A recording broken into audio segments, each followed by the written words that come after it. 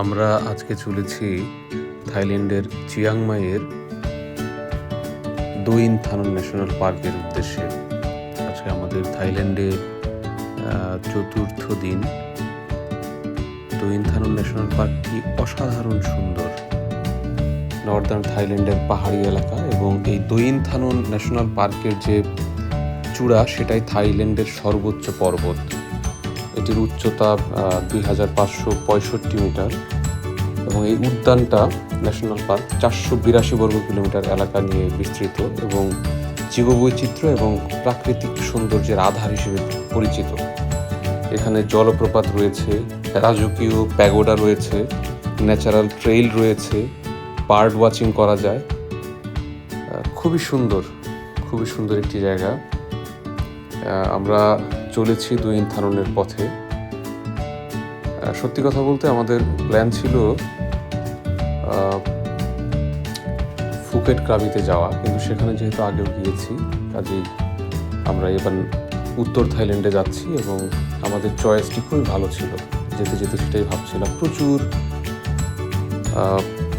Sakura গাছ দেখা যায় এবং যতই উপরের দিকে যাচ্ছি, ব্যাংককে তো গরম কিন্তু এখানে বেশ ঠান্ডা, এবং যেহেতু পাহাড়ের উপর আরও বেশি ঠান্ডা লাগছে। একটা ঝিরিঝিরি ঠান্ডা বাতাস, এর ভেতর দিয়ে আমরা সামনের দিকে এগিয়ে যাচ্ছি।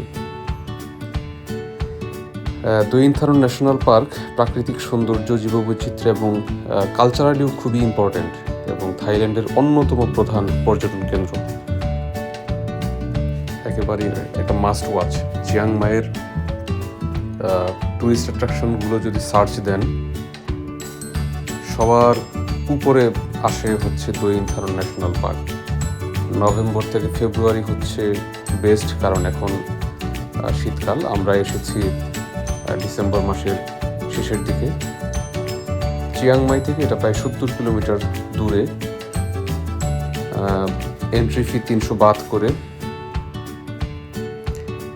তো আমরা এগিয়ে চলেছি দোয়িন থানন ন্যাশনাল পার্কের উদ্দেশ্যে। আমরা প্রথমে যাব হচ্ছে দোয়িন থাননের যে একদম টপ মোস্ট পয়েন্ট, সেখানে যাব।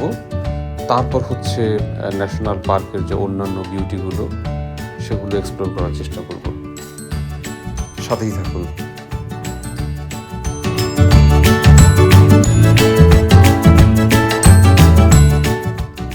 আপনারা দেখতে পাচ্ছেন যে পথের যে কি সৌন্দর্য। ট্রাভেল ব্লগাররা একটা কথা প্রায়ই বলে থাকেন যে আসলে ক্যামেরায় কোনো সৌন্দর্যই ধরা পড়ে না। আমরা দোয়িন থাননের যে বিউটি আমরা এক্সপ্লোর করেছি চর্মচক্ষুতে, এটা আসলে ক্যামেরায় কোনোভাবেই আনা সম্ভব না। মানে যতটুকু দেখতে পাচ্ছেন তার চেয়ে বহু সুন্দর। আর সবচেয়ে অ্যামেজিং ব্যাপার যেটা, ফিজিক্যালি থাকার যে ফিলটা, আপনার গায়ে যখন ঠান্ডা বাতাসটা লাগবে, পাহাড়ের যে একটা স্মেল সেটা যখন আসবে, তো এটা আসলে টিভি বা মোবাইল ফোনের স্ক্রিনে এটা কখনোই সম্ভব না এক্সপ্লোর করা। এটার জন্য ফিজিক্যালি আসতে হবে। তো আমরা এগিয়ে চলছি দোয়িন থানন ন্যাশনাল পার্কের উদ্দেশ্যে। সঙ্গে থাকুন।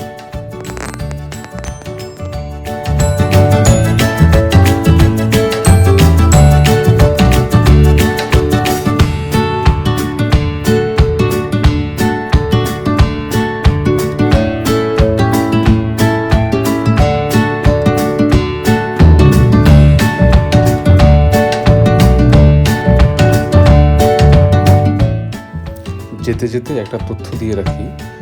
আমরা ছিলাম চিয়াংমাই শহরের একটু বাইরে, দ্য ভেট বুটিক রিসোর্টে। ওখান থেকে দোয়িন থানন ন্যাশনাল পার্কের ডে লং ট্রিপের জন্য আমাদের কাছে ভাড়া নিয়েছে 3500 বাত, অর্থাৎ প্রায়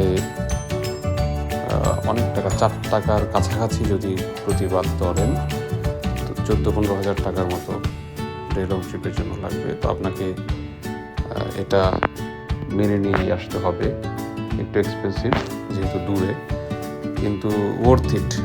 I must say worth it. এখানে আসলে রিগ্রেট করবেন না। আমার প্রথম মনে হচ্ছিল যে আমি কি খুব বেশি খরচ করে ফেললাম কিনা, কিন্তু এখানে আসার পর মনে হয়েছে এটা ছাড়া চিয়াংমাই ট্রিপ ইনকমপ্লিট থেকে যেত। চলুন সামনের দিকে এগিয়ে যাই।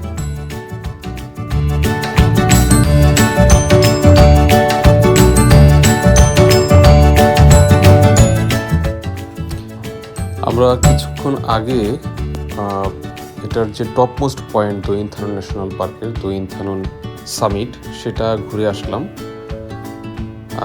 আর এখন আছি সামিটের কাছে একটা সোয়াম ফরেস্টের মতো, মানে একটা ঘন জঙ্গল, মাঝখান দিয়ে ওয়াকওয়ে, একেবারেই নীরব, কোনো শব্দ নাই, নীরব নিঝুম। তার মাঝখান দিয়ে আমি আমার ফ্যামিলি আমরা হেঁটে চলেছি। টুরিস্ট আছেও অল্প কিছু। তো এটা খুবই সুন্দর, বড় বড় গাছ, একেবারেই নীরব, মানে কেমন একটা ভুতুরে পরিবেশ, কিন্তু খুবই এনজয়েবল। আর হিল টপে থাকার কারণে যেটা ঠান্ডা বাতাস, নিচে সোয়াম্প, একটা ফরেস্টের আমাদের রাতারগুলের মতো একটা ভেজা ভেজা স্যাঁতস্যাঁতে একটা জঙ্গল, কিন্তু উপর দিয়ে পরিচ্ছন্ন কাঠের ওয়াকওয়ে, খুবই ভালো লাগবে। আমরা খুবই এনজয় করছি। নাম জানি না,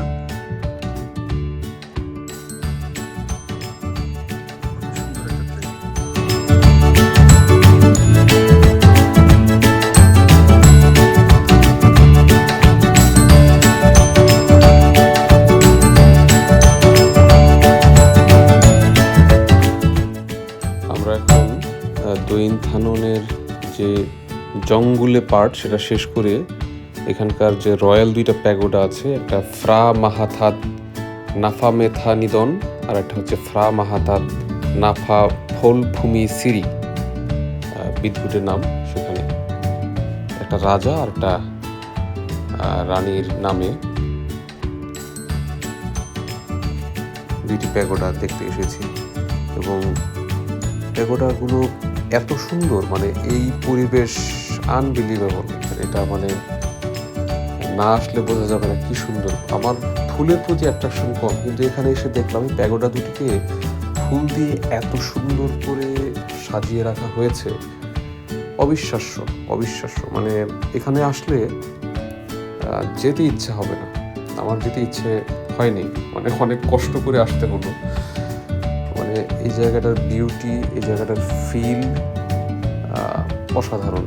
আপনারা দেখতে পাচ্ছেন যে দোয়িনথানন ন্যাশনাল পার্কের যে পাহাড়ের সারি একটার পর একটা ঝাপসা হয়ে যাচ্ছে ধীরে ধীরে, মানে এই সৌন্দর্যের তুলনা দেওয়া সম্ভব না। আর এদের যে মেইনটেনেন্স, এত সুন্দর করে মেনটেন করে রাখে জিনিসগুলোকে, ইউ উইল এনজয়।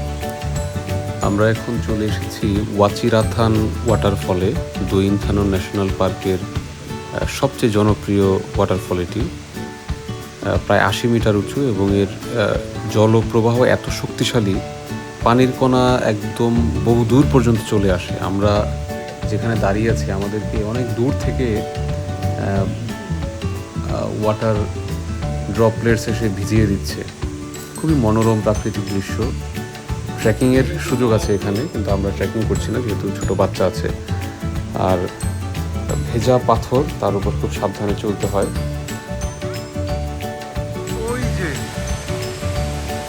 ওয়াচিরাথান ওয়াটারফলের যে মেইন ফলটা, সেখান থেকে পানি পড়ছে, আর পানি পড়ে এই দিক দিয়ে আসছে এবং ধীরে ধীরে এই যে ওয়াটারফল সিঁড়ির আকারে পানি, বিপুল পরিমাণ পানি নিচে নেমে যাচ্ছে। দেখেন, বিপুল পরিমাণ পানি তীব্র বেগে চলে যাচ্ছে ওয়াচিরাথান ওয়াটারফলের পানি, ওই যে নিচের দিকে নেমে যাচ্ছে। অবিশ্বাস্য পরিমাণ পানি, এটা মোবাইলের ক্যামেরায় হয়তো আসছে না, বিপুল পরিমাণ অর্জন পানি এগিয়ে করে দেখাচ্ছে। দেখেন পানির স্পিড এবং পানির চলে যাওয়ার দৃশ্যটা দেখুন, অবিশ্বাস্য।